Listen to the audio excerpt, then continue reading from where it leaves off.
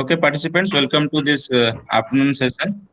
Uh, for this session, we have Dr. Kanmani Subbu sir with us. He is currently working as assistant professor in Department of Mechanical Engineering at IIT Palakkad. Sir has done his bachelor's from Madras University, then master's from Anna University, and PhD from IIT Kanpur. His research area lies in the field of micromachining, laser surface treatment, and additive manufacturing. So he has a large number of MTech scholars he has guided, as well as uh, he's guiding 3 PhD scholars, out of which one have already completed and 2 are ongoing. So we are fortunate to have him for this particular FDP, because the domination of this particular FDP as well as SARS expertise is similar. So I hope we'll be going to have an interesting session ahead. So sir will be deliberating on rapid tooling and industrial application of 3D printing. So I request you, sir, to start the session. Please, sir. Okay, thank you, sir. If you allow me, I can share my screen, presentation screen. Yes, sir. Yeah. Is this my screen visible?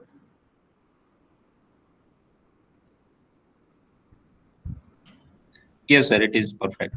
Very nice, thank you. Good morning to all.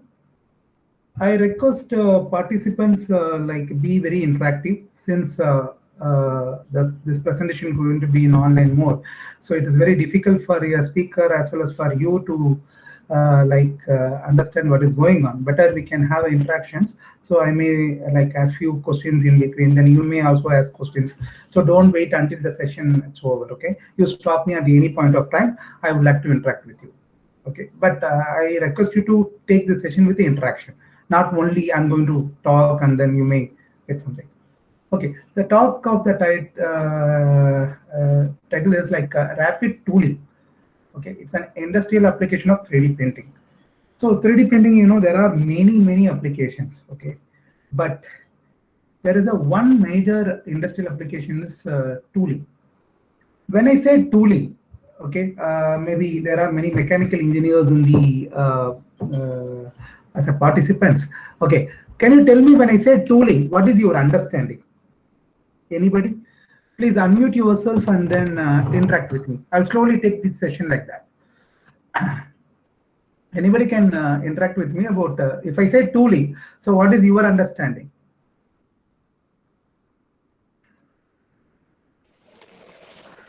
Hello, sir. Yeah, please.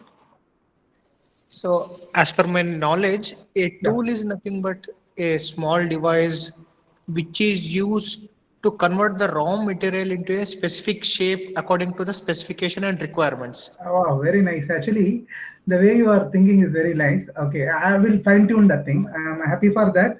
See, here, generally, what is your what is your background, sir? Are you a mechanical engineer? Yes, sir. I'm a mechanical engineer working as assistant professor, sir. Oh, really nice. Thank you. Actually, what is the thing is, when we say tool, as a mechanical engineer, we always think about single point cutting tool. Am I right? Yes, sir. Yes, sir. Exactly, sir. Yeah, that is only comes to mind. But you gave a different dimension. I'm really happy. Any other participants? Can you give your opinion on tooling? Let's see. This is this is the way workshop should go. Because see, I can't teach very in-depth physics within a 1 hour span of time. But if you learn some few important things in this 3D printing field, so that you can take it further, read and do the work on that. Okay, like that. Now I like to introduce a rapid tooling. So in that tooling, if I say one thought sir gave, okay, anybody, do you have any other thought if I say tooling? Then I'll start my explanation. I want to hear one from one more participants. Anybody? Don't worry about your answer is whether it is right or wrong. Okay, whatever it is, I'm happy to receive your answer. Okay, fine. So now, So tooling is something converting a raw material into the useful form, like that sir brought. Okay, in general, that is a definition of a manufacturing process. Okay, converting a raw material into the useful product. Okay, but here tooling is more or less in line to that. But exactly if I want to say, okay, so in manufacturing process, there are in general we say 4 manufacturing process: say casting, forming, joining, and machining. In take any process, take a casting. Okay, in a casting, if I want to do a cast, what are the parts you need? What do you need? For example, in a machining, if I want to do, we need a machine. Okay, lathe machine tool. We need a single point cutting tool. Like that, if I want to do casting, what do you need? Anybody? If you want to do a casting process, what are the things you need? Sir, pattern and then casting unit. That means your melting furnace. Yeah, very good. Here in a casting, that pattern and then mold or the cope and drag we say, correct? So that mold and pattern are called tools. Okay, let's go to the forming. In a forming, if I want to do what we consider as a tool. It's a forging die.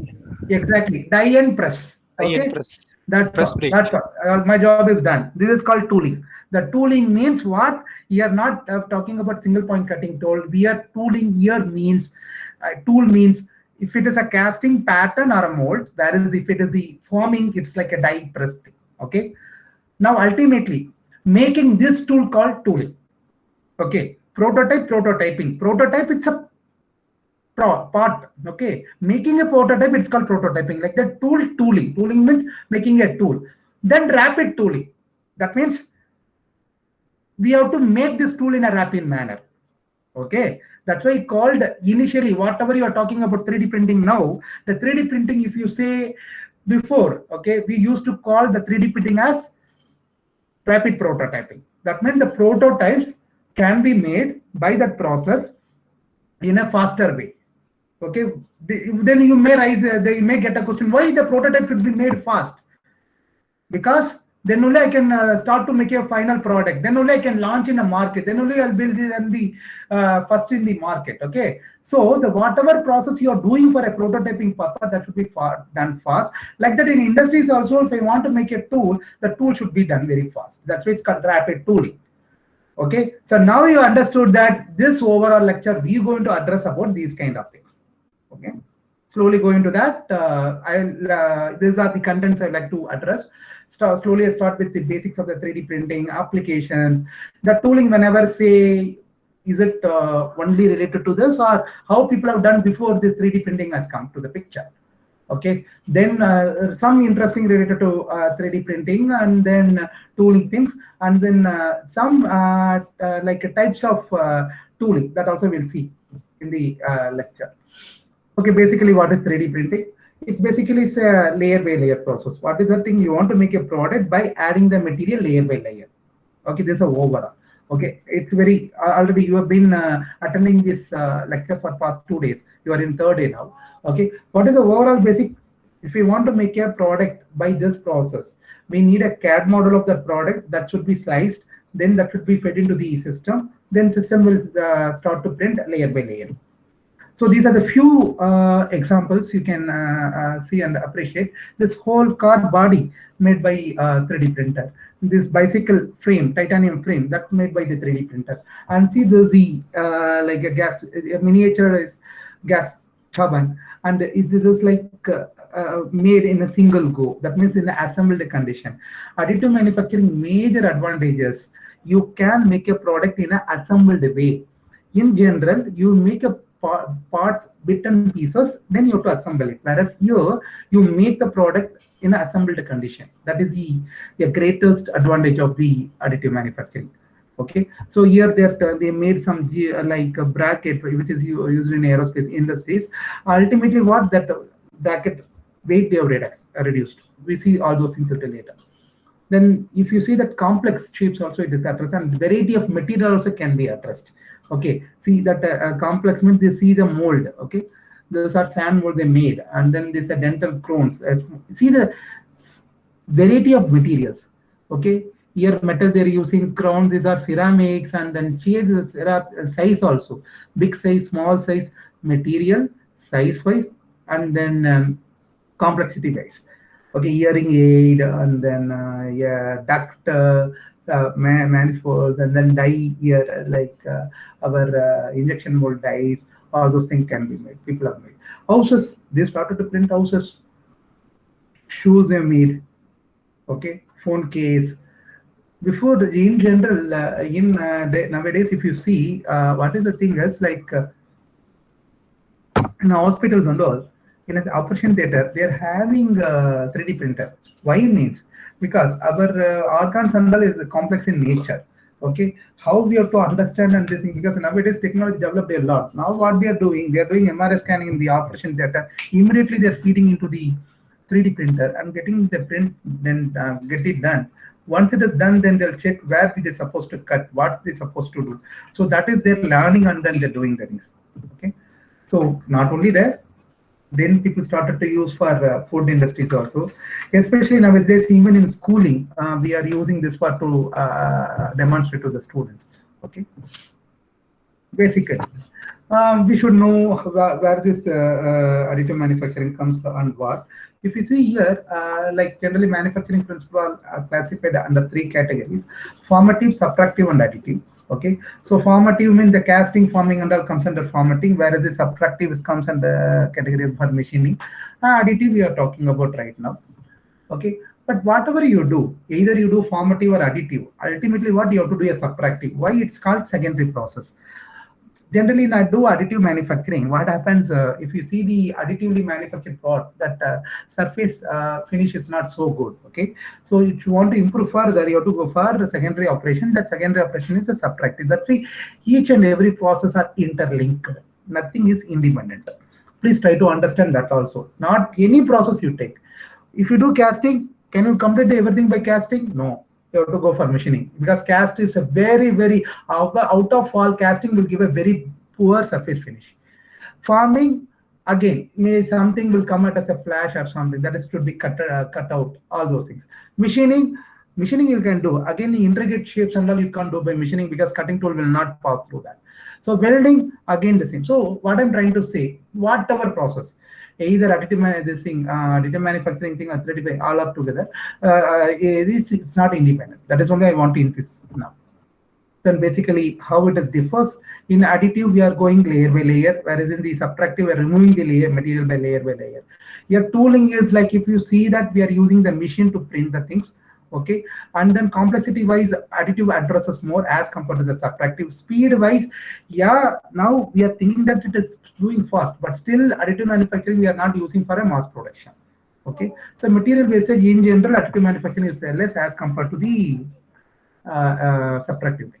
What are the usages? Okay, that we're supposed to appreciate the overall applications. Generally started with making the spare parts. Okay, and small devices and this thing. Okay, then slowly they move to the artistic items, visual aids they started to make, presentation models, functional models.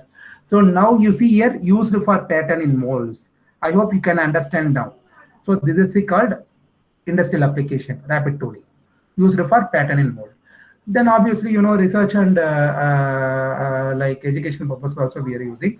And then for furniture, household decoration, all those. These are overall understanding we're supposed to have in what are the fields we are using it. Okay, further if you go industry wise, automotive industry is using around 20%, medical healthcare we are using around 16%, aerospace industry around 11%, architecture around 16%, education also we started to use 10%. So now the contribution of this additive 3D printing in different fields will give an overall idea. So like it is increasing, maybe it is changing here and there, and then adding one more field also that. So that kind of updations are happening. So these are the companies always involved in that. Everything is like again interlinked. Okay, so just to appreciate further in that. Advantages point of view, if we see, it's a speed process. Already we discussed rapid prototyping in an introductory thing. So prototype should be made very fast so that we can make the meet the market demand. It's a single step process, no assembly in that. Okay. Complex shapes can be addressed. Design freedom is more. ultimately, because whenever you study a lot or whenever you have many options, always problem that which one I have to choose. So now you are asked to do a product. You have a casting process, you do farming, welding, joint, machining, powder metallurgy, all those things. Now additive manufacturing also is there. Then you should know if somebody asks, like, can you do this product? Then how do you choose a product? How to choose a process? So you should know what process should be chosen. For that, we should know the selection criteria. So in that case, okay, you have been attending this lecture for 2.5 days, correct? Can you tell me at what condition you will go for additive manufacturing? That means 3D printing. 3D printing, additive manufacturing, all are the same. Okay, I will just say at the end why the name has slowly changed to additive manufacturing. Okay, can anybody tell when I have to choose the additive manufacturing process to do? Because the same product can be done by machining, same product can be like that. Your condition is coming, for example. Then it's a difficult. Okay, there is a thing. But now I'll ask you to do on what circumstance you will choose 3D printing and why. Anybody? I already requested that the participants please be very interactive. Then only I will also get more energy to teach or discuss. You tell me whatever you understand. So now you're asked to make a product. Okay, you have a 3D printer. You should not use just like that 3D printer. You should know at what circumstance you have to use. So can you tell me which circumstance you will go for 3D printing?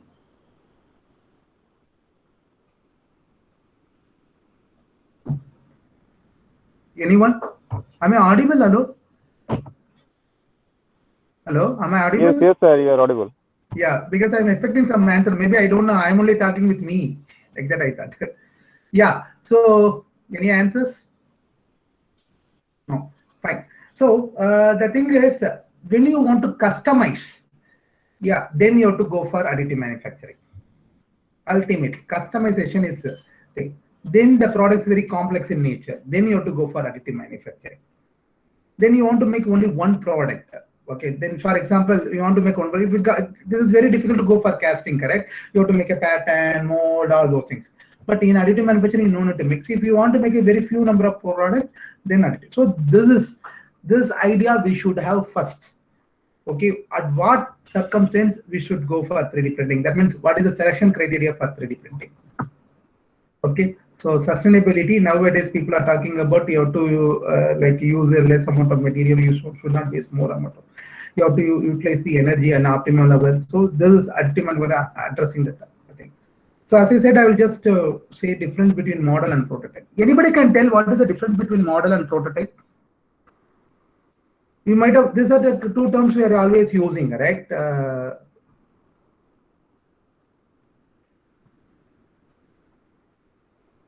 You just tell me what you understand, model and prototype, based on your thing. There is a difference between model and prototype.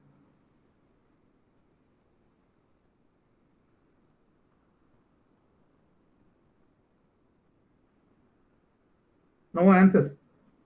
Don't worry about your answer is right or wrong. It's an interaction, correct? Because it's again 12 o'clock. It's a lunchtime for everyone. I understand that, but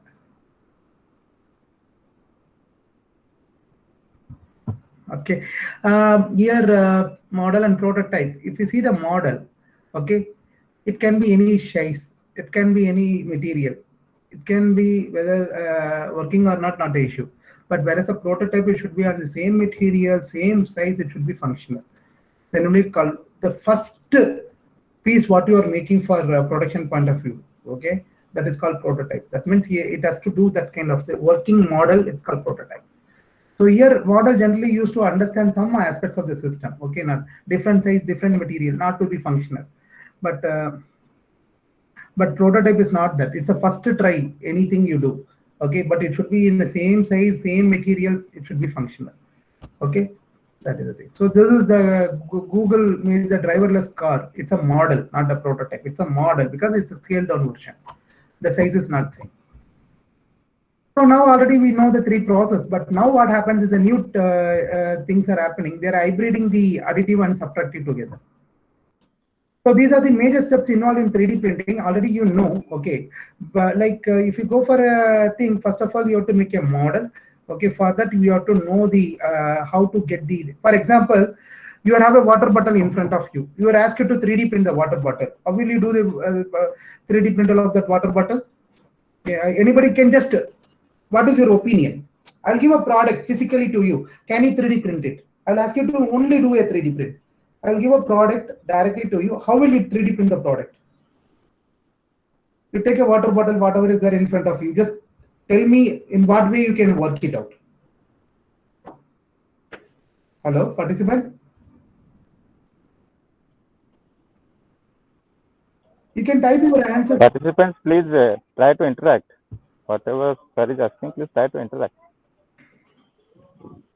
See, you can write it in a chat box also. I'm happy to, but I can't see, but somebody can help me to read that one, because if I put in a presentation mode, I can't see that one. That's right.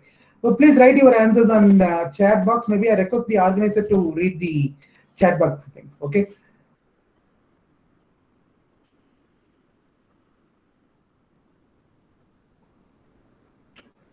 Hello. Yeah, there is a water bottle in front of you. If I want to 3D print the water bottle, what do you have to do? Anybody please answer.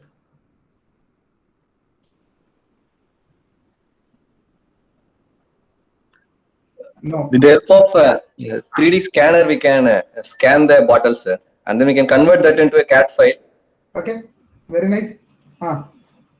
And then it can be printed by means of 3D printing. Okay, fine. What I'm trying to say, see, whatever is there, I want to print. Ultimately, what I need a model, CAD model. CAD model means I need a dimension. How to get a dimension? I have to measure. Generally, we'll use the scale and this thing, but it is a complex shape. Obviously, 3D should be measured. Better you have to have a 3D laser scanner to measure. You measure it, then give the data, make a model. From the model, you slice it, add tessellation, then send to a machine, then print it. That's all. This is the only I need. Okay, just to interact with me so that I am also get more energy to interact with you. And then one more thing, please, after 3D printing, you can't use a product just like that. Okay, and even 3D printing, immediately you should not take out the material. Okay, once it is cooled, you use any 3D printing processes, but after that you have to wait until it is cooled. Once it is cooled down, you take it out and work it on. But you can't put in the final application directly, because a lot of drawbacks are there. So you have to overcome that. For that, what you're supposed to do is you should do the post-processing. Okay, post-processing, again, interesting thing. Maybe somebody maybe will address that one. Okay, now if you see this one, are you able to see the slide number 70? Yes, sir. Very nice. Here you see the product. Okay, it starts from the left hand side. Okay, this is already we made like a CAD file and a STL file. Okay, if you want to print this, what happens? Up to certain height it will print comfortably. But if you go that there is a taper portion, correct? The taper portion, if I want to print, what happens? The material will not hold in that position. Okay, it will come down. So if it is so, then what you have to do? You have to have some separate support material. Okay, so if you see here, the support generation is one of the research areas to work more. How to create a support, how to create a minimum support to get that kind of thing. Because support generation is extra things you are doing. Anyway, you have to remove it at the end. While removing it again, it's a give you a problem. Then what you have to do, you have to make a support in a optimized way. So once you are done, then you have to give this thing data to the machine, then it will print. Once it is printed, what you have to do, you remove the support materials unnecessary, because that all extra add-on. You have to remove. So you have to add a support material not from the same material. The support material is supposed to be a material which is easily removable. For example, you make a thing by polymer, okay? But support material you make by polymer, that polymer is supposed to be water dissolvable. That means after making that, if you put that whole component in the water, what are the support material like made up of water, soluble? So it will dissolve over that one. Okay. After that, you have to measure in a CMM kind of 3D measurement system, so that you'll come to know how it is that. Okay, now we have to basically classify the like 3D printing. There are three ways based on the raw material what you are using: liquid phase, solid phase, and powder phase. Okay. Now I just go through very superficially because already you have attended those things. Okay. So as per the ASTM standard, there are 7 processes. VAT polymerization, powder bed fusion, binder jetting, material jetting. You see my slide here. For each process, there is other names also, alternative names also they've given. Okay, there are plenty of alternatives. Then sheet lamination, material extrusion, direct energy deposition. Finally, now people started to hybrid the things. Total 7, but 8 on a side. So if you go little more depth about each and every process, there's the thing. So now I just want to ask curious question for each and every process one, okay? Because anyway, I have to write a test also at the end. Okay, can you just tell me how to get a solid material from the liquid? It's a liquid, correct? From the liquid, how to get a solid? What do you have to do on a liquid so that you can get a solid? Anybody? There is a liquid. You have to do something on that so that you will get a solid. What we have to do, basically?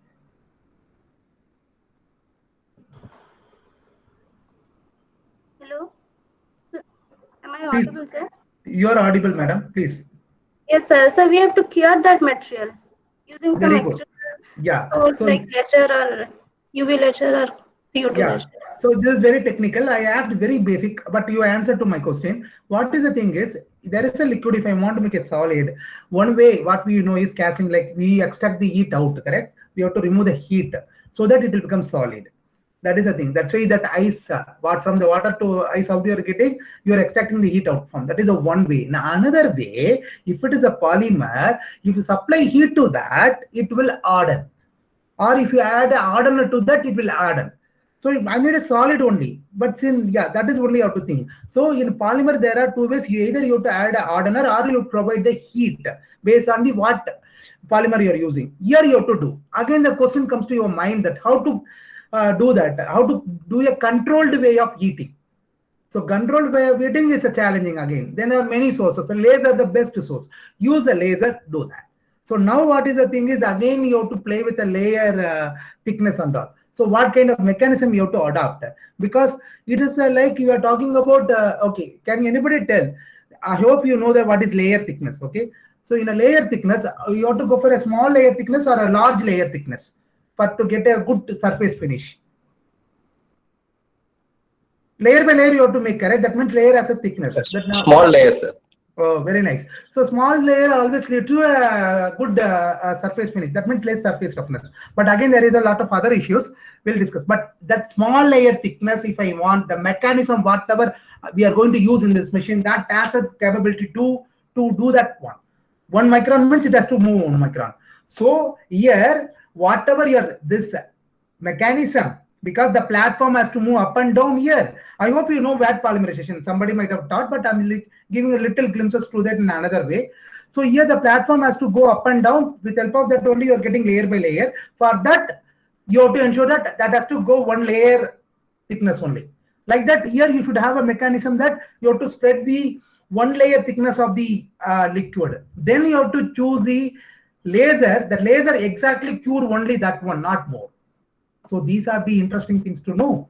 In each layer process, please understand what are the process parameters. Okay, then do. I don't like to go more. Powder bed fusion. Again, from the powder you want to do. What are the ways are there to get a final product from the powder? Anybody? There is a powder, solid to solid I want to make. Powder form to solid form. How to make? I need an answer from participant. Then only I can go further comfortably. Please. There are basics already you know. Otherwise, whatever things in your mind, you just discuss with me. I'm happy to answer. Yeah. Sintering, sir. Yeah, sintering one way. Sinter the powder. Correct. Another way, melting it. So that's why it is called powder bed fusion. Both as powder bed, like I say, like a sintering also there. Even you have a fusion also. Fusion means melting and this thing. Sintering means like it will only outer layer of the atom diffuse together. Okay. Not only sintering. That's why I want to say. Then here also the again interesting mechanism. The platform has to move with your required layer thickness. The laser has to go controlled way. Okay, each and every time you have to spread the powder on the thing. How many parameters are there to study? Laser means laser power, spot size, pulse duration, pulse frequency.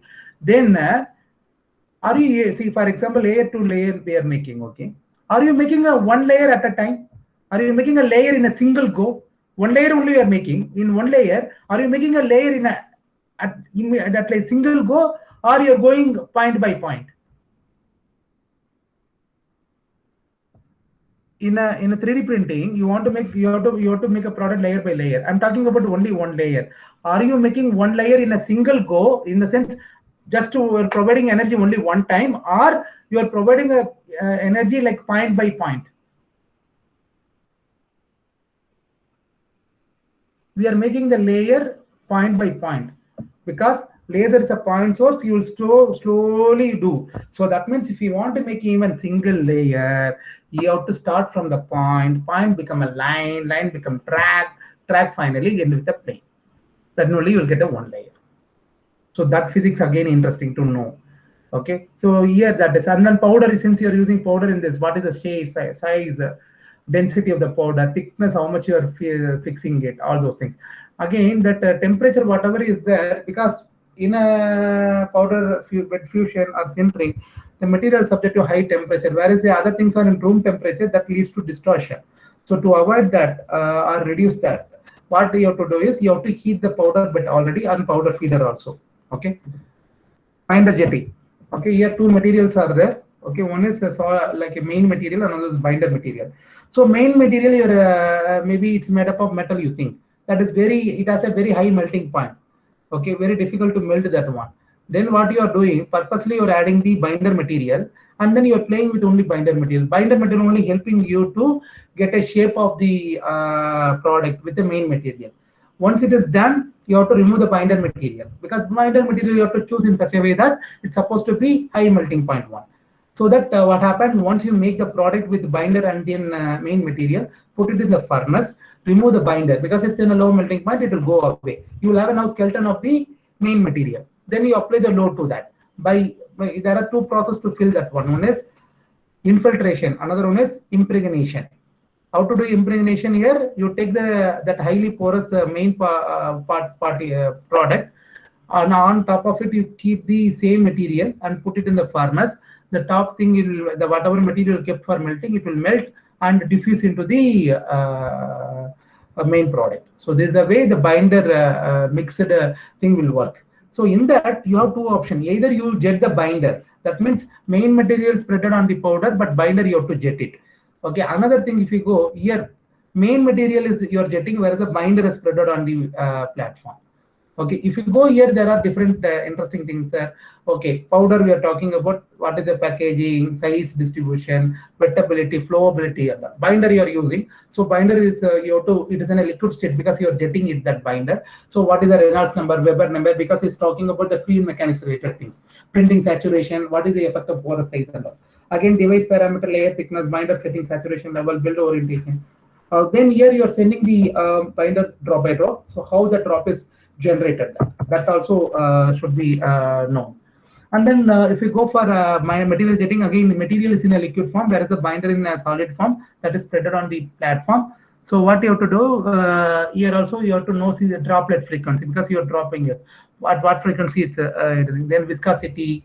Okay, what are the alloys you are using? All those things are the parameters.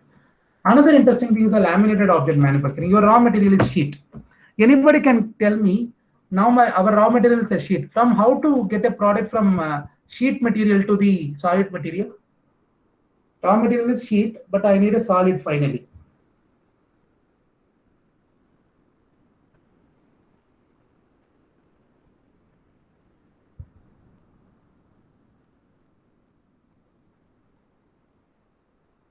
Hello? Nobody is answering. Okay, in a sheet, what you have to do, you have to take first 4 sheets, okay? Stack it everything together. Apply the ultrasonic loading, okay? So that's why called ultrasonic consolidation. What happened, all 4 are fused together, okay? So 4 layers you have to go, 4 sheets you have to do. So here interesting things are like 4 parameters they mentioned. Oscillation amplitude, normal force, sonotron travel pre-temperature. These are the things that are affecting the process. Okay, here again, very interesting thing is, if in the research point of view, this is the only process, because now we are talking about IoT. In IoT, what? The machines are embedded with the sensor. Instead of keeping the sensor outside, we can keep it inside the machine. How? By making the machine frame. You have to frame by laminated object manufacturing. There you can keep the sensor inside. So this is the only process we can keep the sensors or any electronic things to in things. So that what happened, we can use this one directly for high-end applications like IoT purpose or this thing, maybe for digital manufacturing point of view, all those things. So here two things are there.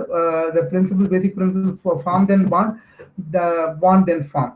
Okay. So first what you have to do, bond then form means four layers you have to bond, and then you have to come joining four layers by bonding. Then what you have to do, you have to cut by the laser. That's why here this is called laser we are using. The laser only for cutting the extra material. That is called laser cubing. Okay. Another thing is you make your form first. That means if I want to make this particular shape, you make the shape, then you consolidate. That means you can use that ultrasonic consolidation. So this is laminated object manufacturing. Material extrusion, everybody it a famous called FDM, fused deposition modeling. Take a wire, okay, and then again wire to solid. Wire also already solid. Again you have to get a solid. What they are doing, bringing a wire to semi-solid state and squeezing through a nozzle, then deposit the shape they want, and then allow to solidify, allow to cure. That is called material extrusion. In most of the institutes are having this material extrusion. Okay, can tell me how many of them, like you can, do you have a FDM in your institute? I hope many faculty members are attending this one. Okay, so overall having FDM in your institute, please say yes. Only say yes. I would like to hear your voice. I hope you can say yes or no. If you have a machine with you, say yes. If you don't have a machine in your institute, say no. No, sir. No. Okay. Only one Yes, participant. Oh, you have, very good. 1. Yes, sir. 3. Very nice. So that means 3 participants only are attending a lecture. Okay, fine. So what is the thing is, nowadays it's quite common. Even you can build your own 3D printer. What you're supposed to do is that now the 10,000, 20,000 things are available.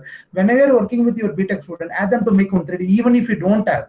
Okay, see, you can ask institute, okay, or college, okay, they may provide. If it is not possible, don't worry about that. You give one of the projects for your BTech, ask them to build so that you will have one machine your own. Nowadays, if you see the Amazon and this thing, in online, this 3D printer kit are available.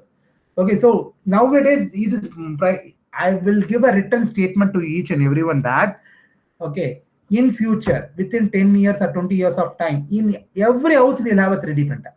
Or we have a 2D printer, like a paper printer, okay, laser inkjet kind of printer we are having it, correct? Like that, we will have a 3D printer in our house, okay, because we can repair our items by your own. We will print it, we will use it directly.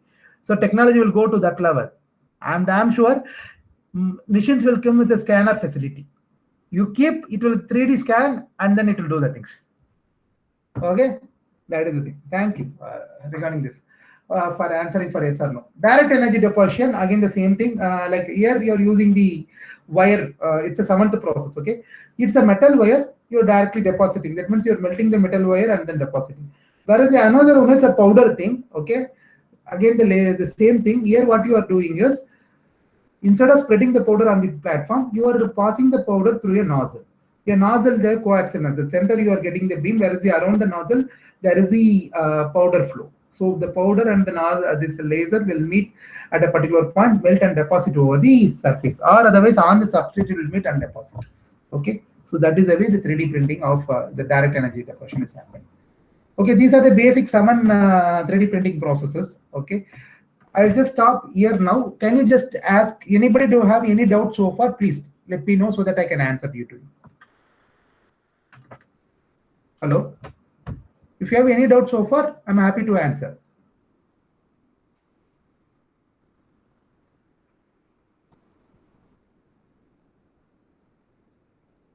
Okay, so since you don't have a question, I will go. Now, another interesting thing, this 3D printing technology started with rapid prototyping, then slowly moved to the repairing purpose. In a repairing purpose, if you see, it's like a combustion, basically it's a gas turbine burner, okay, for combustion they're using it. So this is a top portion, it's a worn out, okay, so that they want to make, Okay, so for that they are using this metrology. Finally, they made that one. So it's a repairing. Already it's worn. Now they are not making a full part. Okay, please try to understand. The top portion is worn out. Okay, worn out, loss of material.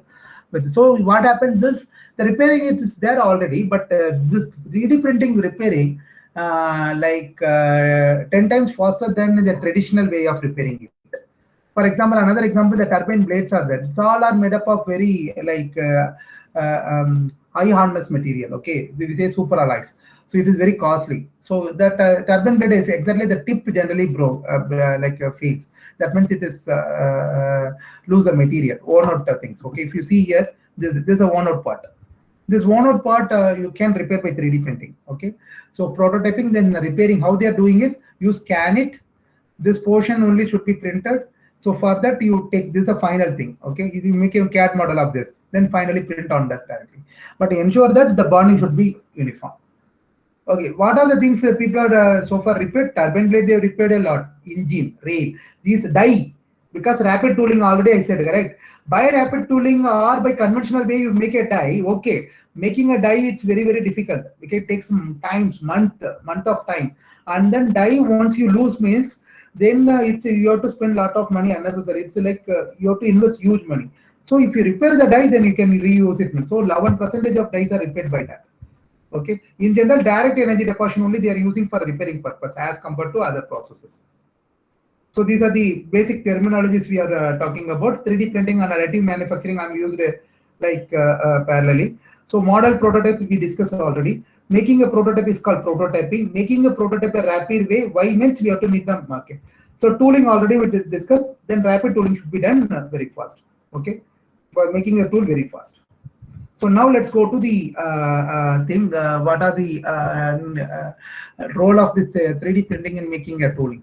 To reduce the lead time in the product development, because in a product development thing we all see there are 26 steps are there, and then it will address the complex geometries also. The tooling can be done for plastic molding and die casting applications and develop a new material. For that purpose also it is very useful. So what are the major research areas are there in this? Okay, die, we are talking about die, mold and machine tools, correct? This is the one area.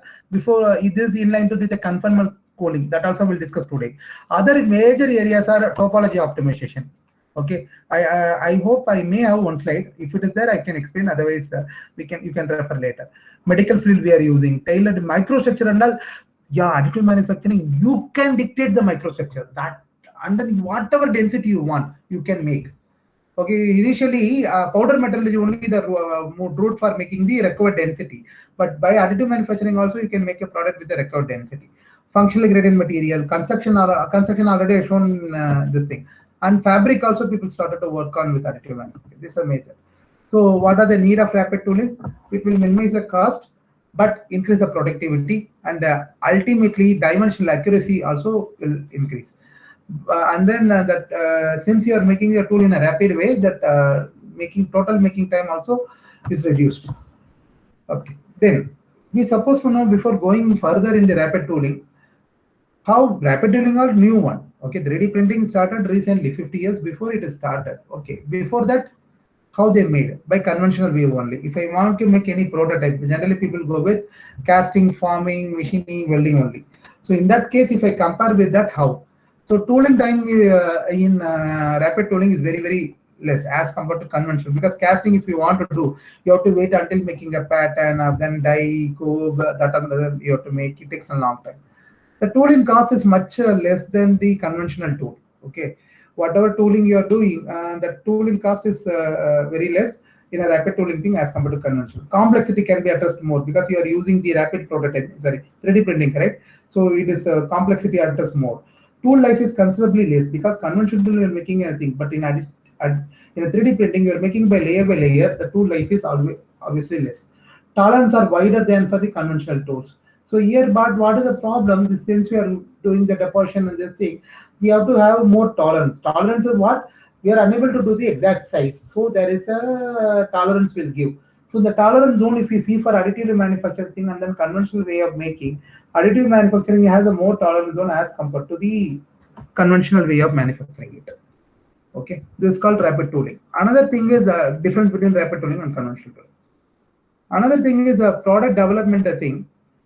There are 25 steps. Okay. Starts from the concept germination, then it will go slowly. Okay. If we go to the next, there is 16 steps development of prototype tooling, and 20 first step is reworking the prototype tooling. Okay. I'll do one thing. I'll keep it the slide for few seconds. Can you just go through one by? Can anybody can read for me? Because I'm also continuously speaking, right? Anybody can read this slide. Read it only. I want somebody to read. Anybody, please? Hello, participants.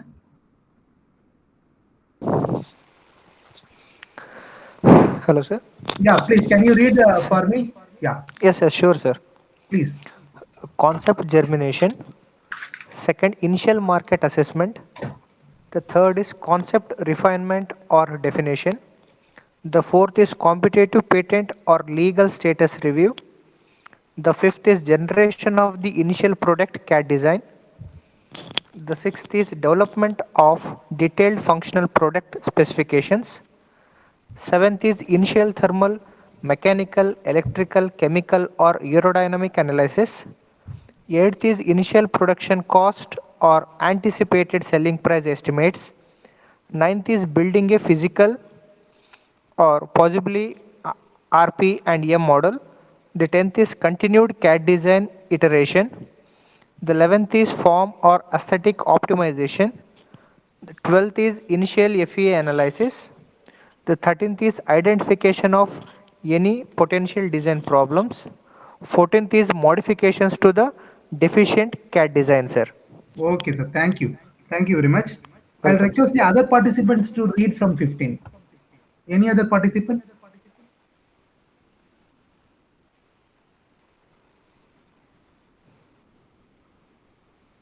Any other participant, please? Just reading only, correct?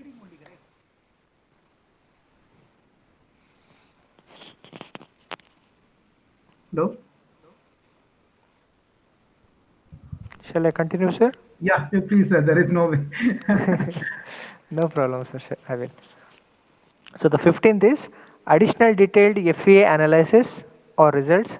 16th is development of prototype tooling. 17th is generation of true prototype parts. 18th is initial prototype functional tests. 19th is additional CAD design changes. 20th FEA analysis of the latest design. 21st is reworking the prototype tooling. 22 is generate prototypes of the new design. 23rd is the functionally test the modified prototypes. 24th, continue until all specifications are satisfied. 25th is cost per price analysis per marketing or sales input, sir. Thank you very much, sir. Thank you very much. Welcome, This is actually self-explanatory, okay? But I would like to add, maybe discuss two things in that. One is,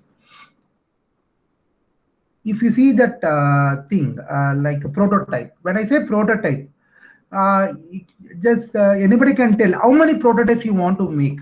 You want to make a product, okay? You want to launch a new product in the market. Before that, you want to do a prototype. How many prototypes do you want to make? 1 or 10, 100, thousands? Anybody? Some number you give.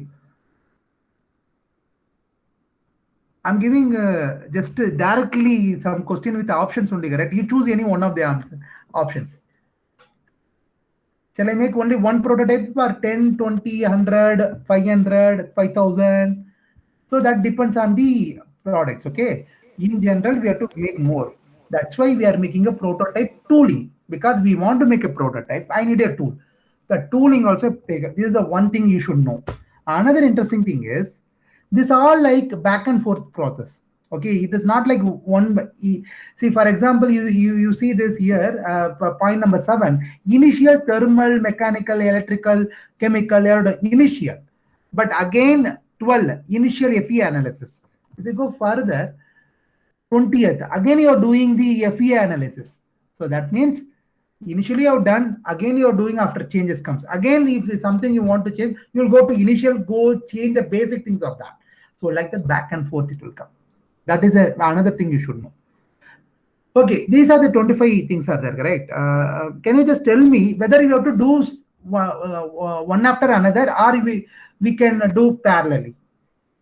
So there are some processes you can do parallelly that you should adopt. Okay, then only that's called concurrent engineering. Concurrent is doing the things same time, so that you can save time on this thing. Okay, if you see here, oh, okay, I removed that part. The thing is, there is 1 minute. I'll just check whether I added the slide. Okay, I removed the slide. The thing is, here if you see, if I do this process for 25 things, it takes maybe say 200 days. Okay, if I do serially, it takes some time. Whereas if you do in a concurrent way, the 200 days become like 150 days. That is the beauty of this thing. How it is possible? The things, this 3D printing technology in some places helping us to do a process parallelly. If you want now 1,000 products, you no need to wait until you go to 3D printer, print it directly. So that is ego. But still, it is very difficult to use at least 3D printer for making a tool. We make a tool. From the tool, you can start to make 1,000 products easily. Okay, that is the way it is. Now, we are started to go very in-depth about rapid tooling. Okay, the rapid tooling you understood. What is the overall? In that, there are two types of tooling: indirect tooling and direct tooling. Okay, anybody can guess what is indirect tooling and direct tooling? Any guess? Tooling, I said. Rapid tooling justification also I gave. Now I'm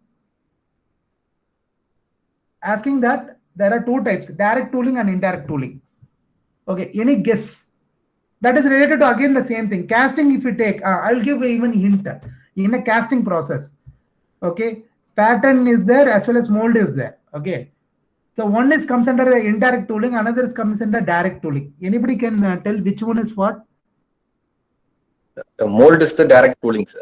Very good, sir. That's all. Pattern mold is a direct tooling, whereas a pattern is indirect. Because first of all, you have to prepare a pattern. With the help of the pattern, you have to make a mold. Very good. Thank you. Okay. Now, that is a concept we keep. Indirect tooling use a 3D printed models as a pattern to create a mold quickly. With the help of the pattern, I can make a mold as usual way, in a casting way. Whereas, you print directly the mold. Okay. So now, another interesting thing. So few examples. These are the pattern, like if you see the wax thing, these are the things they like the pattern, like wax pattern they made. Okay. The pattern they'll use, they'll make a mold for investment casting. Direct tooling, if you see here, they made the mold directly. Okay, because the intricate details are many. Better we can print it directly. With the help of pattern making, there is a lot of difficulties there. Another thing is this direct as well as indirect tooling further divided into soft and hard tooling. Okay. Again, can anybody guess? I'll show you even diagram. What would be the soft and what would be the hard? Why is it called so? See the diagram and make a guess. Soft and hard.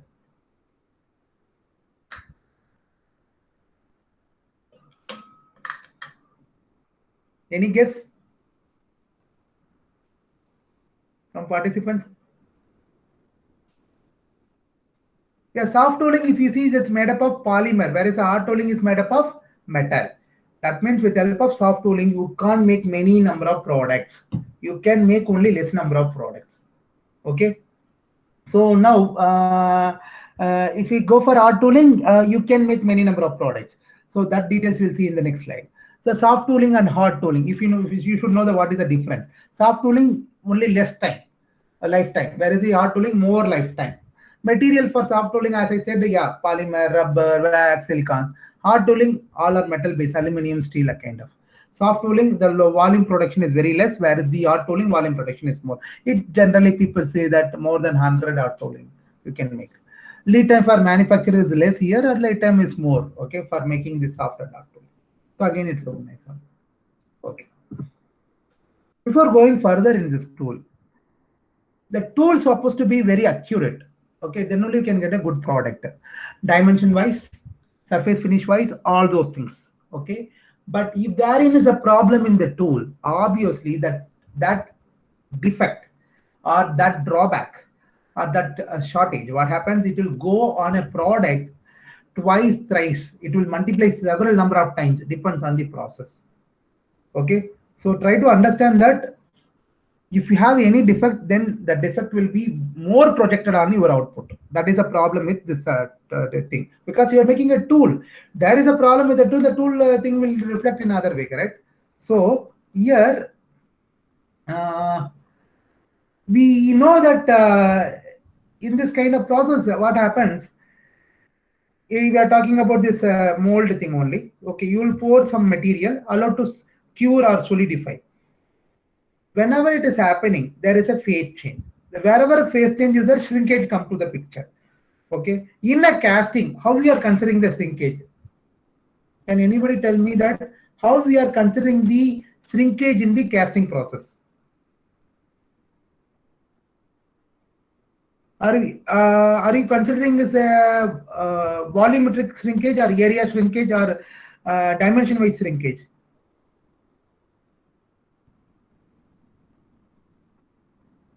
Am I audible?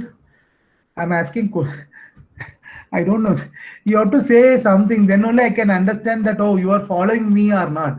At least I'm happy that one or two participants are answering to my question, so that I understand that, okay, they are listening something. Some people are listening. Okay, please answer to me. In a casting, what type of shrinkage you are, how you are calculating shrinkage volume wise? Am I right? At least say yes or no.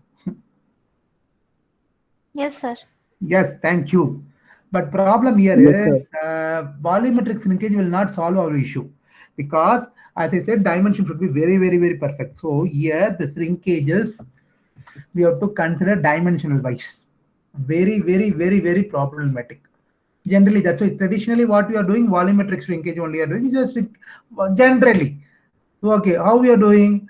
Since a volumetric shrinkage, before fixing the mold dimension, we are including the shrinkage factor also in the dimension thing. Okay, so if I need say 100 mm diameter hole, then we'll make say 110 mm hole. So that what happened, due to the shrinkage, we'll get a final product of 100 mm. Like that, we'll compensating it. But here it is not possible. There are two problems in this. One is the shrinkage is always not perfect. Okay, it's never perfectly uniform. It is okay. For example, you have a product of thick section and thin section. Which one will cure fast? Thin section will cure fast or thick section will cure fast? There is a product, the blue color thing, thin section, thick section. It's a polymer. You are allowed to cure. Which one will cure very fast? Are you metal? Which one will solidify very fast? Thin section or thick section? Thin section. Very nice. So thin section will, because thick section has more, thin section now becomes solid, but thick section still it is in a liquid state. Try to understand. What happens that now give a constrained, that is called constrained shrinkage. So thick section, what is the thing? Thick section is, anyway, the cooling or shrinkage is happening, curing is happening from the outside. Slowly it will come inside.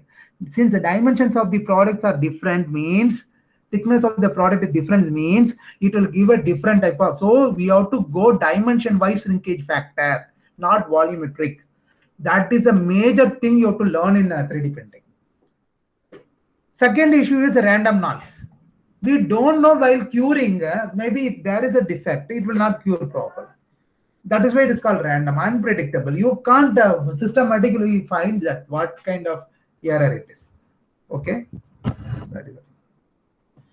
So now wherever this phase changes are coming, everywhere this kind of problem is there. Investment casting, shrinkage is there. Sand casting, shrinkage is there. Die casting, yeah. Why? In all the cases there is a phase change. The same thing in a rapid prototyping also. If you see that stereolithography process, there also phase changes. There solid ground curing. There also you have selective laser sintering. Also they have fused deposit. Everywhere you have a phase change. Wherever phase change, the shrinkage plays a major role. Okay. So this is the thing I already said. The shrinkage. Interior part temperature inevitably lag exterior part temperature, because when the cooling is happening, exterior part cool very fast, whereas the interior part takes more time. That's why this variation is happening in that. So thin wall section always gives the thin and thick wall. If you have thin and thick wall, if you are like joined together, obviously it's a constrained shrinkage. That is only we already discussed. That is only mentioned in the slide. Now people thought that, very interesting thing. If it's soft tooling and hard tooling, I've seen polymer also can be used for making a mold. Okay, where we can, because they are always having a thing. We know sand mold. Okay, another mold is metal. We never seen the mold in polymer, correct? Because from the school, from the like our college thing, we found that only. But molds we can prepare by polymer also. But still, polymer is maybe not having a, because polymer thermally, like thermal conductivity of the polymer is very poor. Okay, you have to improve further. For that, there is a thing called express tooling. What they've done an interesting thing. They in a polymer, they have with the polymer mold they have added many things. For an example, nickel copper layer they have added. Okay, why they have added just things. Another thing they have added conformal cooling channel. Okay, what is conformal cooling channel? That we should know before going further. Generally, I used to discuss that one first, but when I'm changing the slides, I made in another way. Okay, if you don't mind, I'll come back to this. But before that, I'd like to talk about conformal cooling channel. What is this conformal cooling channel? First of all, we should know what is cooling channel. In a mold, you take either forming mold or casting mold. What is the thing is we have a cooling channel. Generally, making a cooling channel is not easy at all, because cooling channel has to pass through inside the mold. How can you make a hole? That also circular hole. How you will make? Very, very, very difficult. Very, very difficult. Due to these things, we can make a hole in a straight way only. If it is a split mold kind of thing, then it can be done. If it is a solid mold, very, very difficult. So here, see, that's really in general, the conformal cooling channels people are making by CNC machining or EDM process in general. It's a old thing. But if you see that the channel generally they are connecting with like a straight segment only you can make, because machining process will not allow. We have a drill bit will go only straight. Drill bit will not go straight like a L bend, S bend and all. Okay, that's why straight segments you have to make by the drill bits, and then that since you are using a drill bit, it's a circular process only you will get. So that should be connected. Okay, but problem is our product is not. If you take this product, so this blue color thing is a product. Okay, anybody can see the diagram and tell me the difference between these two diagrams? Any participants? Let's see. Anybody catching the point?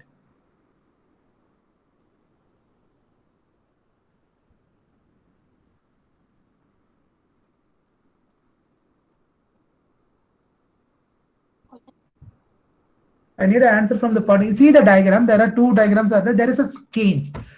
Anybody can catch the point. Let's see. Otherwise, I'll tell you.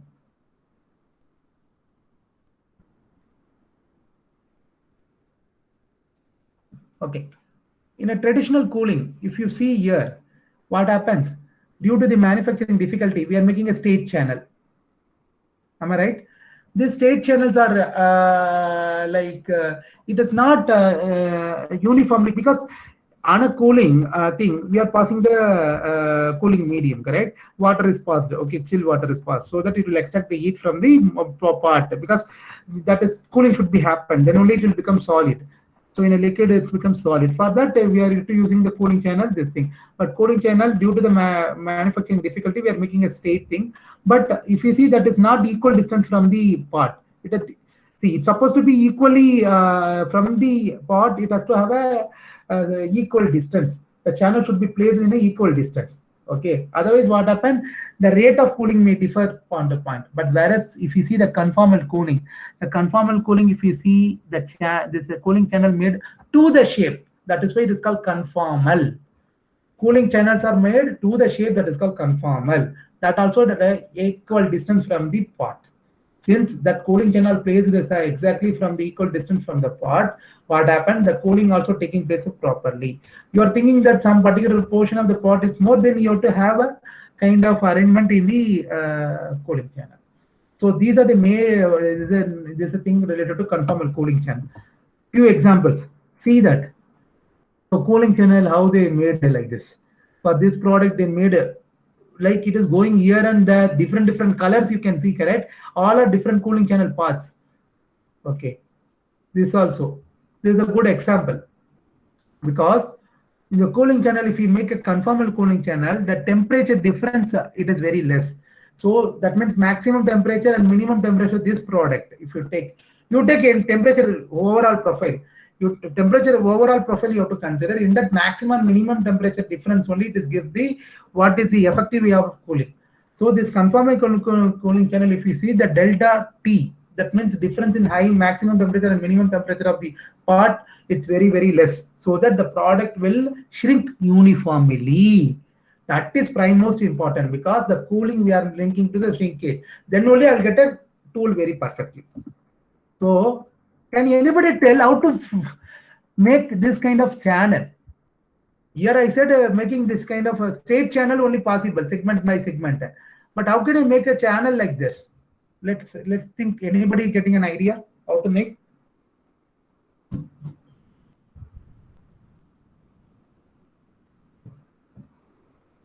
Hello?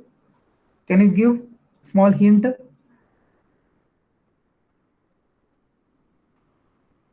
We can make using 3D printing only. Oh, nice, good idea. Yeah, I appreciate you, ma'am, actually. The way of thinking, it is really good. So here, what is you are using? A tube you are taking. We are taking a tube and bending to the shape whatever we want. Okay, that is the beauty of the things. Okay, I made a tube. Okay, but where is the mold? How are you going to insert this tube inside the mold? That is the primemost target, correct? That is we have to discuss here. So what we are doing, we are going to make first, based on the CAD diagram of the thing, we'll make a tube. We'll place a tube. On the tube, okay, with the pattern and the tube, we are going to pour the polymer. The polymer may be epoxy resin.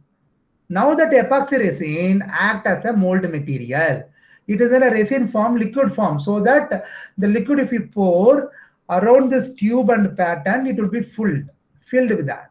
Once it is over, then you allow to cure. Then the epoxy will become solid.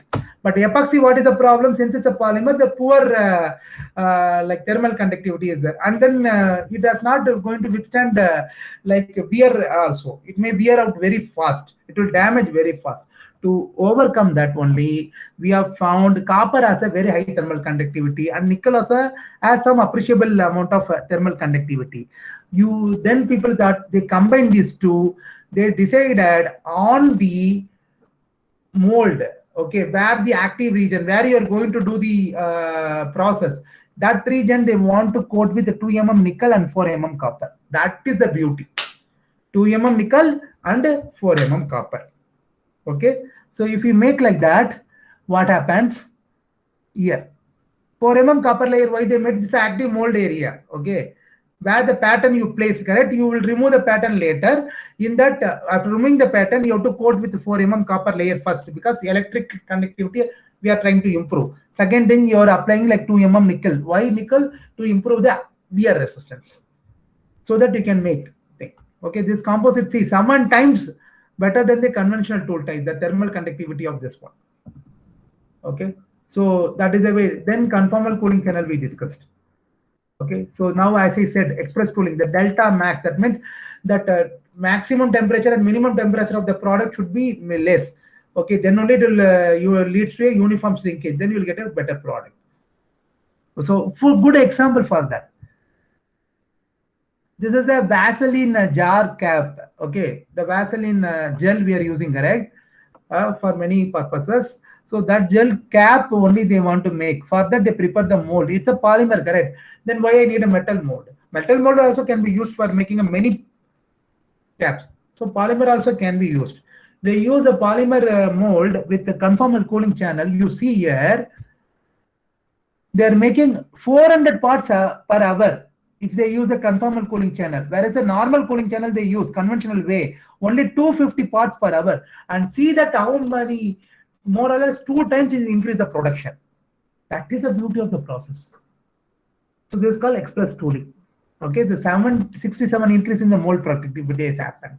More product you make, obviously what happened? Cost will reduce. So these are the things. Already minimum active service we discussed. Okay, now I'll stop here now.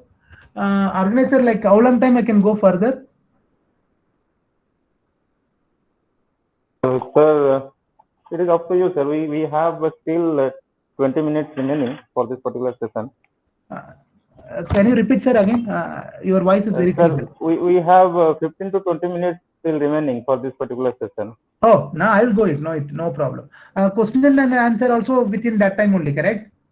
Yes, sir. Okay, If the student want to have any interaction, they can do from their side. Yeah, now I'll stop and ask for interaction. That I will do. Up to 1:30 I can teach. That means, okay, one thing. When is the next section? It is at 3:30 p.m., sir. 3:30. Okay, fine. Okay. Now, up to this, I'll just stop now. Okay. I ask the participant to interact with me right now, so that I will take you to the remaining part of my lecture. So there, that I will cover superficially, because again, as I said, here we have to give small hints so that you can take up that, and future you can do the work. Okay. So I just stop here right now for interaction. I am happy to interact with the participants now. Do you have any doubts so far? Please pose the questions related to 3D printing. Don't worry about even my teaching, my talk. Whatever you have a doubt related to 3D printing, you ask. I'm ready to answer. I have to get at least 1 or 2 questions, then only I'll move forward. Otherwise, if I'm going to continue further, that is going to be useless. Okay. Please ask 1 or 2 questions so that I will be happy that, okay, few participants are like attending. I'm feeling very bad as a presenter, correct? Like nobody interacting. Even I requested several times to interact. So now also I'm requesting the participant to ask questions.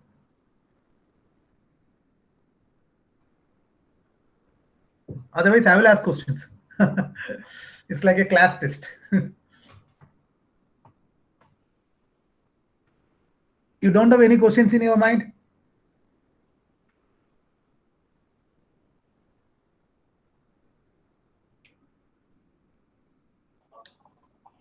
You can directly unmute and ask, else you can put it in the chat box. Yeah, that also, yeah, nice. That I forgot actually.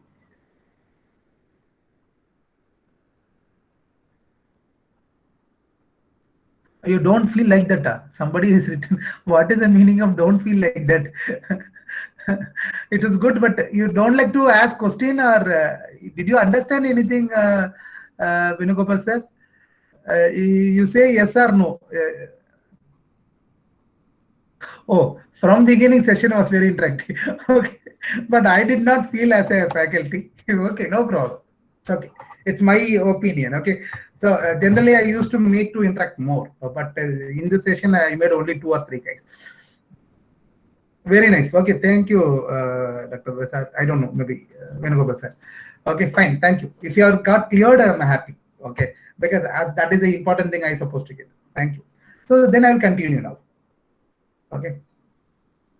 We are in Express Tooling, right? Yeah. Now these are like a process existing now. We can develop a new process also. Indirect methods. So indirect methods and direct method, already we discussed indirect tooling and direct tooling. These all are indirect tooling. That means we are going to make only pattern. We are not going to make a mold directly. What are the ways you can be doing? Again, further this is classified as a hard tooling, soft tooling. You can find out from the process itself. Metal deposition tool, hard or soft, hard because metal. RTV, room temperature vulcanization tool, epoxy tool, ceramic tool, cast metal tool, investment casting, fusible metallic core, rapid production tooling for precision sand casting, Kel tool. These are the processes available already. So these are the processes the industries are using. Okay, because all are like things. Say maybe there's a domain maybe not covered by many people thing, but so metal deposition thing. This is the pattern you have to make ultimately. Okay, so you have to make a mold for ultimately end of the thing. You have to have a process to make a mold for a pattern. With the help of that mold, you have to make patterns. That is only you are going to do. That's all. That is what I want to address in overall here. Okay, let's start with the metal deposition tool. What you have to make? There are 3 ways to do: spray metal deposition, nickel electroforming, nickel and vapor deposition. From that itself we can understand metal only are going to use end of the thing. Okay, so it's not a pure metal, it's not a full metal. We are going to spray, coat a metal by electroforming method, by vapor deposition method, by spray method. That's all. This, if you understand, it is easy. So in a spray, gas and arc comes to the picture. How to make? Okay. So what you have to do is ultimately the metal is supposed to bring into the liquid form. How to bring it to liquid from a metal? You either use electric or use a combustion flame or a plasma flame. Melt that. Okay. So for that you have to take a raw material either in the wire form, ingot form, and powder. Supply this heat energy source. Then make it as a molten thing. Then you spray it. For spraying, you need obviously gas. So compressed air or nitrogen, if you use, then it will be nice. So ultimately, first you have to prepare a pattern. On that only you have to do. Let's see how to. So this is the thing. So gas metal spraying, how you are doing? First of all, you are making a rapid model. RP model means the model prepared by rapid prototyping. That model you are using. On that you are depositing by gas spraying method, gas metal spraying. You spray like the red color portion is the spray. Okay, on a rapid prototype polymer pattern, you are making this metal coat. The metal coat, once you use, now you have the pattern. Okay, so this is only you have to make here because it's an indirect method. With help of this pattern, you have to. So this is one way. The gas metal spray, you know, like take the wire form or powder form, okay, burn it by any one of the flaming method. Then you have to spray with a compressed air. Whereas another thing is take two wires, okay, make the two wires to electrically discharge, and then supply the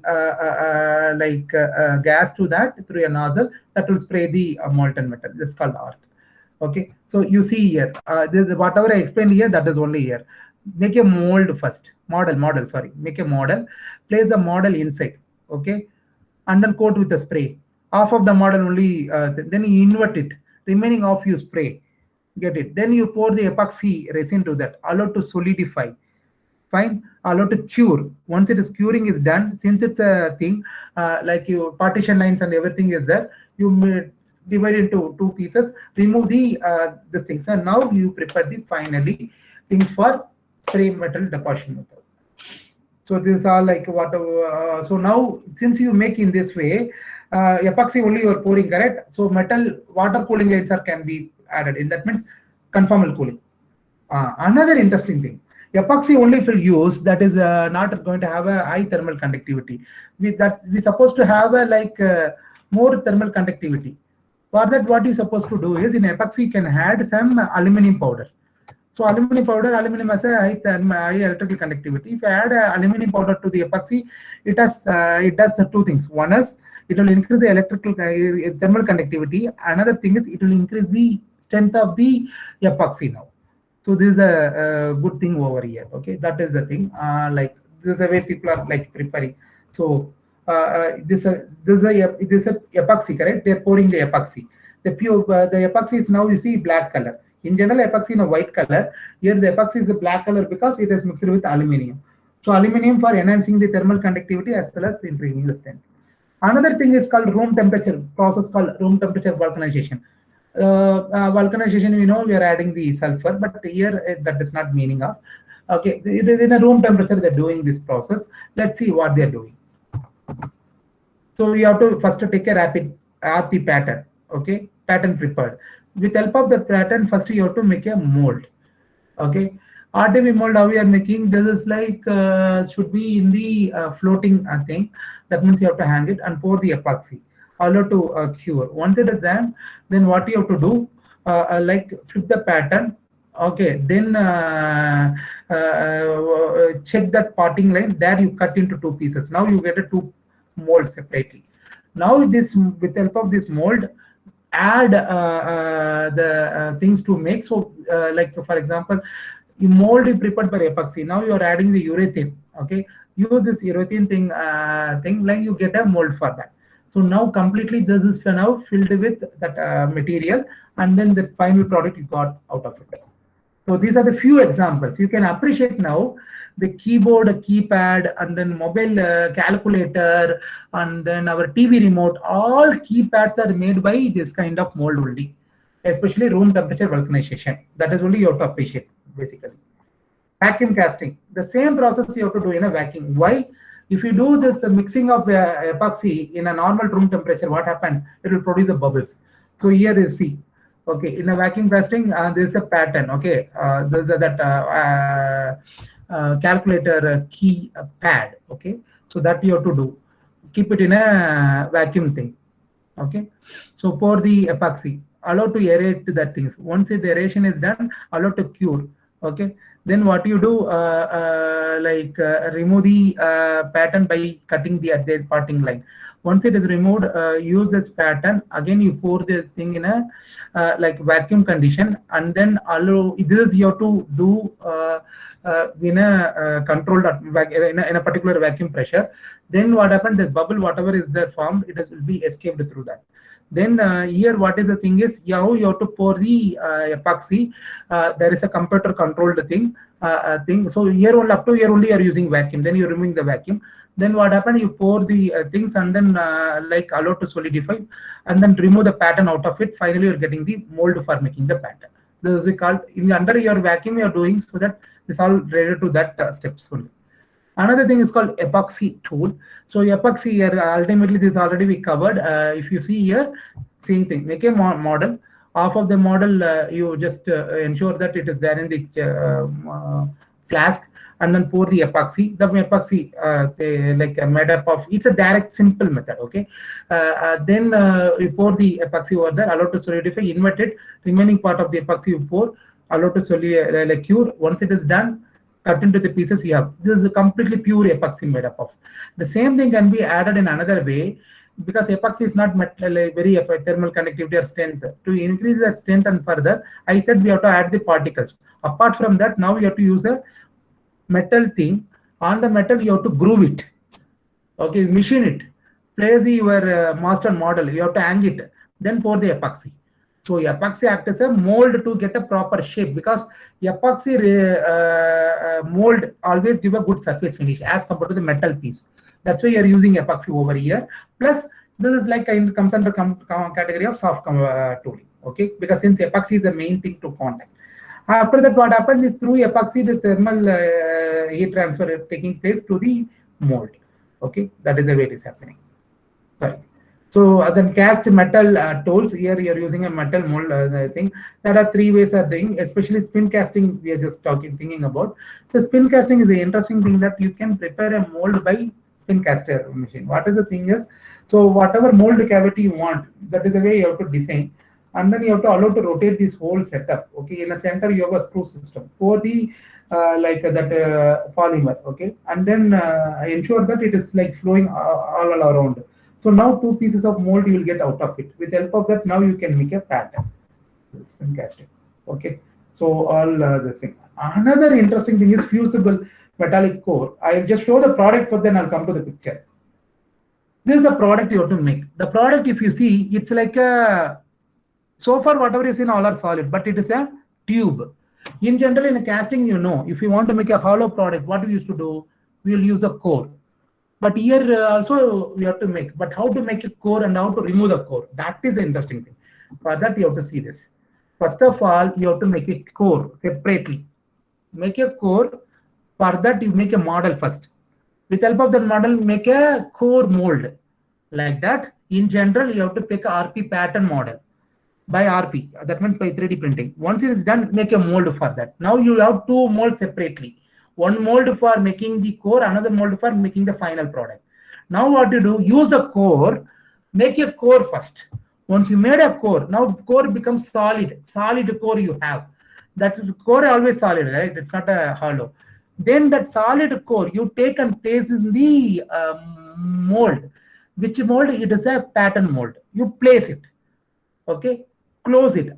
Pour the epoxy. Allow to cure.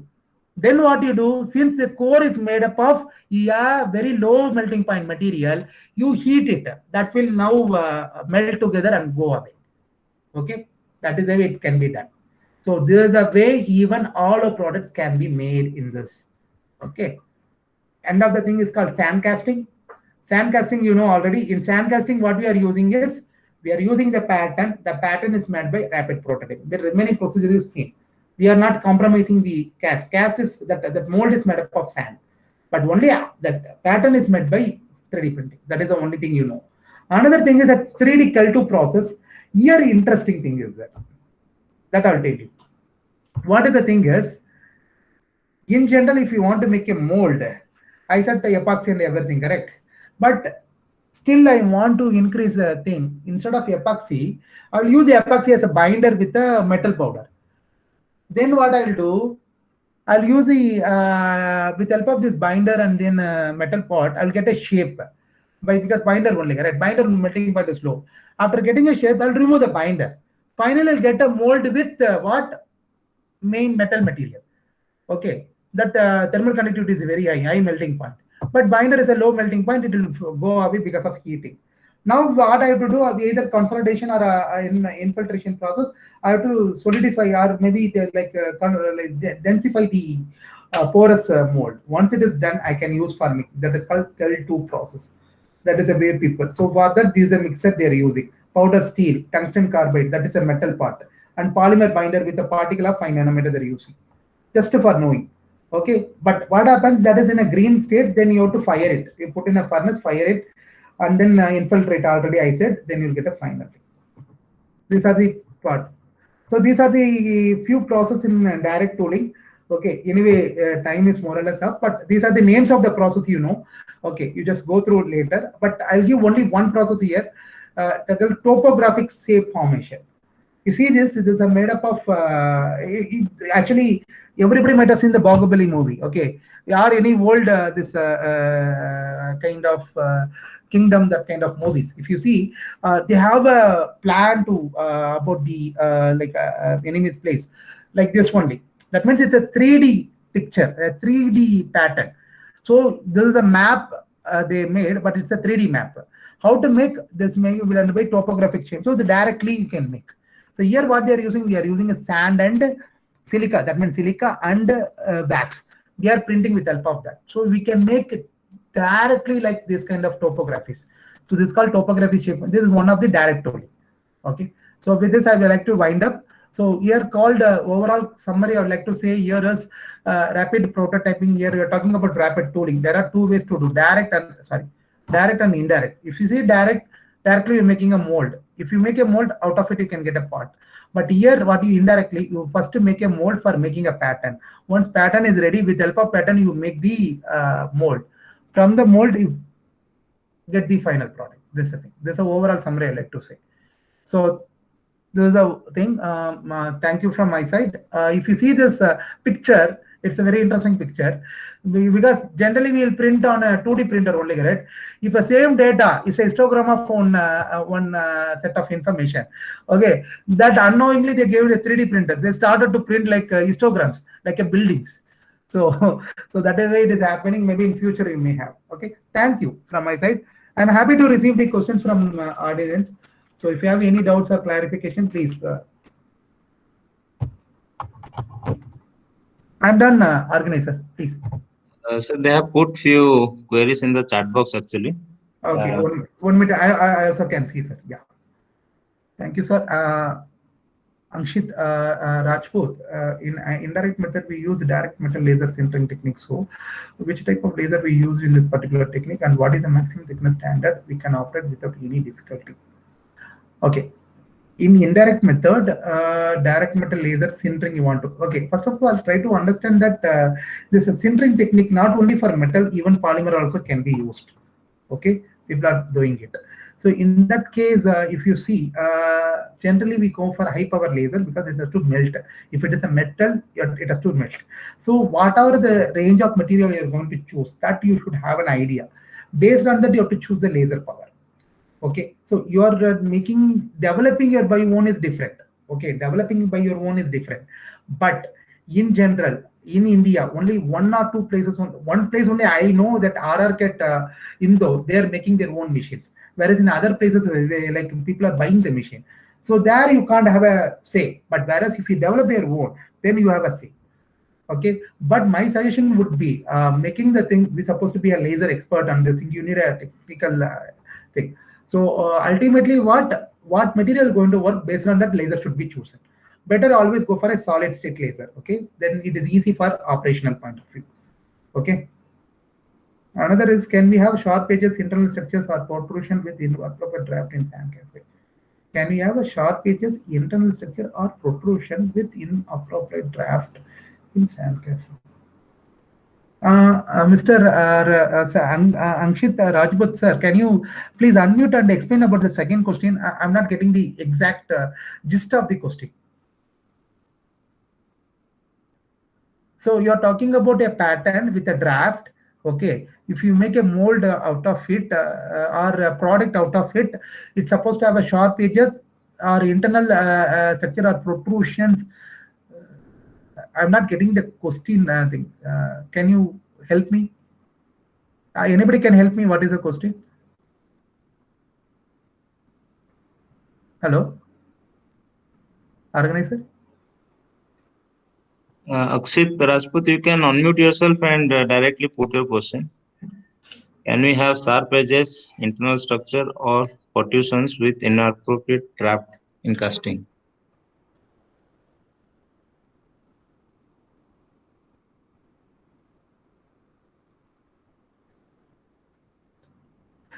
Okay, maybe this sharp edge is getting generally difficult because while you know that if you have a sharp edge, it's very difficult to remove the things. But if it is a polymer mold, you can get. If mold is made up of polymer, it's easy to get a sharp edge. Okay. Oh, you have some network issue, no problem. So better polymer if you use, you can obviously get a sharp. But you are asking sand casting. That's why I'm a little doubtful. In a sand casting thing, it is very difficult. You can't get it. You can't get it because here you are using a sand directly. Okay, sand is always in a different way. So here you can't use it. So internal structure or protrusion with inappropriate draft. Draft you are talking about. Can you type it? Can you type it? Internal structure or protrusion with inappropriate draft. What is the meaning of? What is the meaning? I'm not getting that meaning actually. So meanwhile, other participants, you do have any questions? Please. I'm happy to answer.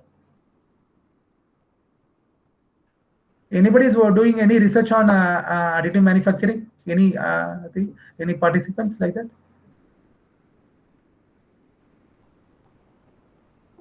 Okay, I think no more questions. Yeah, sir. Sir, my students, they are asking about the strength and accuracy aspect of this rapid tooling. Okay. Okay, I will answer to that as well as one more Karthik Anand so asked some question. I will answer for both, no problem. Yeah, first strength and accuracy. Yeah, strength point of view.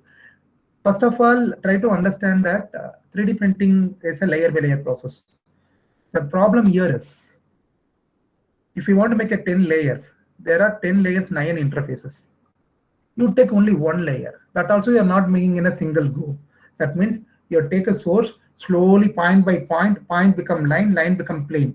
Then only you are going to the next layer. In that case, each and every time the history is changing. Properties are changing. The properties are not uniform. Getting a strength, again, that you talk about tensile strength, for example. That may change, depends on the direction. Your tensile load is now like along the layer interface or opposite, perpendicular to that. It has a different strength. Okay, but in general, it is not applicable for a shear strength applications because it will shear up just like that in interface.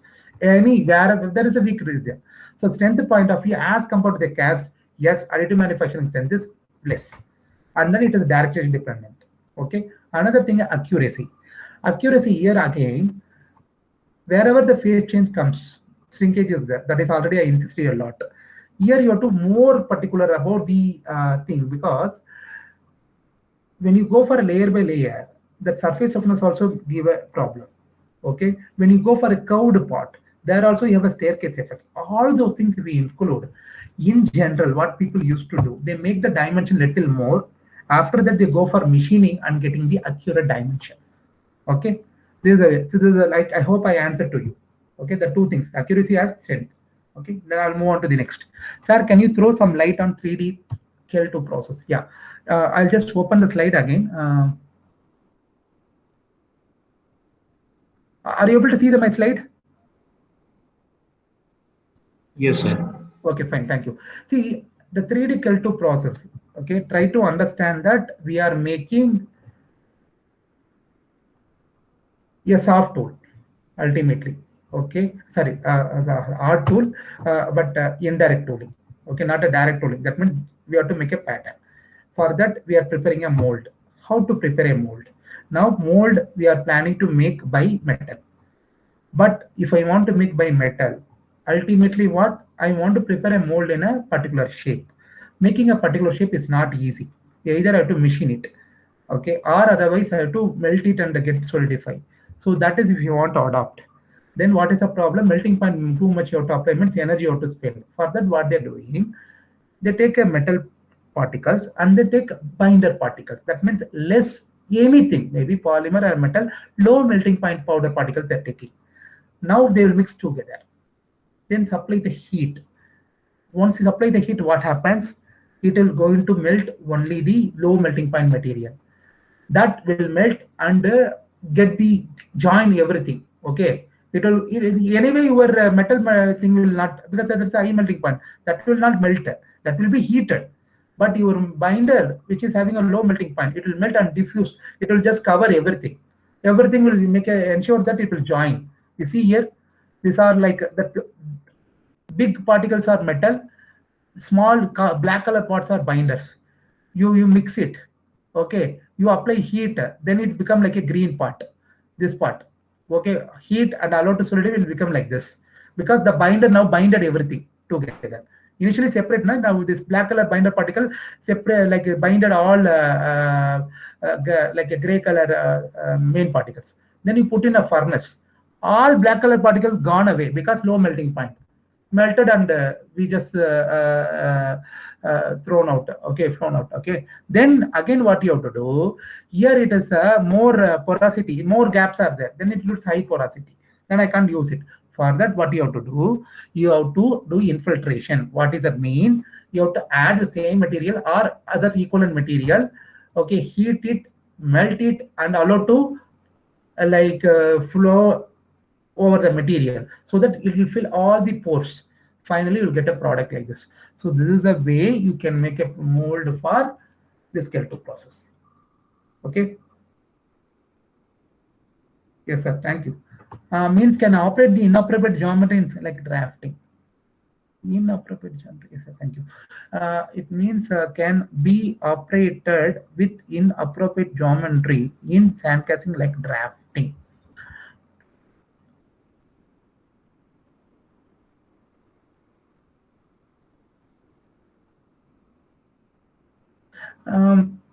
Okay, in a sand casting, maybe I don't know whether I understood your question rightly or not. My understanding is in a sand casting, if you do, we'll give allowance, okay, shrinkage allowance, draft allowance, distortion allowance, machining allowance, like that. Here draft allowance won't be given if you're making by a soft tool, because it's a polymer without any effect, with the sharp edges it will come, so that you don't need to give a draft. Okay, that is only I want to say. I hope that is the question should be, if I understand correctly. You have to say, Akshit sir. Is there any questions? I'm happy to answer. If no, then we can wind up. Yes, sir. I don't think there is any query from their side. Okay. We can conclude. Yes, sir. I'm done. Please, you conclude. Yes, sir. On behalf of our Department of Production Engineering, VSSUT, along with the participants, I thank you for kindly accepting our invitation within a very short span of time, in fact, and putting forward so much effort for this particular session. I hope participants, those who are attentive and continuously attending this particular session, they would have got some deep insight into this rapid tooling. Okay. So I thank you once again, sir. Thank you very much. Thank you very much, sir. Thank you all. Okay, sir, I'm leaving now. Bye. Thank you, sir. Thank you, sir. Participants, you can rejoin at 3:15 for the next session. Thank you.